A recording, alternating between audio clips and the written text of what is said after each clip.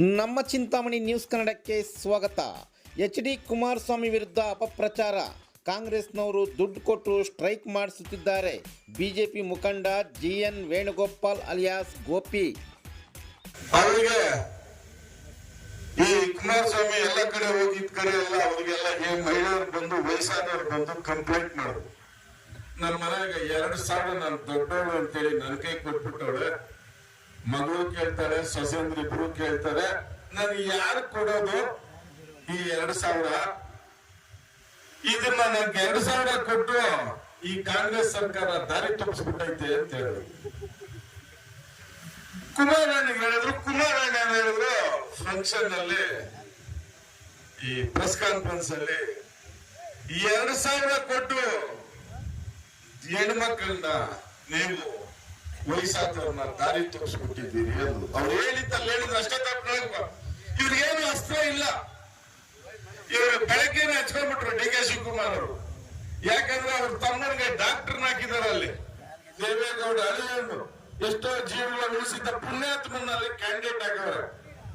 ಇವರು ಹಣದ ಒಲೆ, ಹಣದ ರಾಶಿ, ದುಡ್ಡು, ಬ್ರಿಡ್ಜು, ಏನ್ ಬೇಕು ಎಲ್ಲ ಕೊಡ್ತಾವ್ರೆ, ಎಲ್ಲ ತಗೊಂತವ್ರೆ. ಡಾಕ್ಟರ್ ನೋಡ್ಬೇಕು, ಡಾಕ್ಟರ್ ಕೋಟ್ ಹಾಕ್ಬೇಕು. ಡಾಕ್ಟರ್ ಬಂದ್ರೆ ಸಾಕು. ಡಾಕ್ಟರ್ ದುಡ್ಡು ಬೇಡ, ಡಾಕ್ಟರ್ ಕಾಸು ಬೇಡ, ಏನು ಬೇಡ. ಡಾಕ್ಟರ್ ಬಂದ್ರೆ ಓಟ್ ಹಾಕ್ತೀವಿ. ಮಂಜುನಾಥ್ ಪ್ರಸಾದ್ ಅವರು, ಮಂಜುನಾಥ್ ಅವರು ಹಂಗೆ ಅವ್ರಿಗೇನಾಗತ್ತೆ, ಕೋಪ ಬಂದ್ಬಿಟ್ಟು ಕುಮಾರಣ್ಣನ ಮೇಲೆ, ದೇವೇಗೌಡರ ಮೇಲೆ. ಕುಮಾರಣ್ಣ ಹೇಳ್ದ ಎಲ್ಲ ಮಹಿಳೆಯರು ದಾರಿ ತಪ್ತಾವ್ರೆ ಅಂತ. ಏನಿವ್ರು ಎಲ್ಲ ಮಹಿಳೆಯರಿಗೂ ದುಡ್ಡು ಕೊಟ್ಬಿಟ್ಟವ್ರು.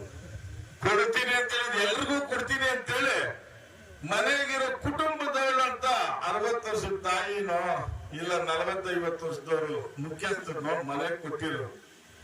ಇವ್ರನ್ನ ದಾರಿ ತೋರ್ಸಕ್ಕಾಗ್ತದ? ಕುಮಾರಣ್ಣ ಹೇಳ್ದ ಅಂತೇಳಿ ಎಲ್ಲ ಕಡೆನೂ 10,000 ಕೊಟ್ಟು ಮಹಿಳೆಯರಿಗೆ ಸ್ಟ್ರೈಕ್ ಮಾಡ್ರಿ ಕುಮಾರಸ್ವಾಮಿ ಮೇಲೆ.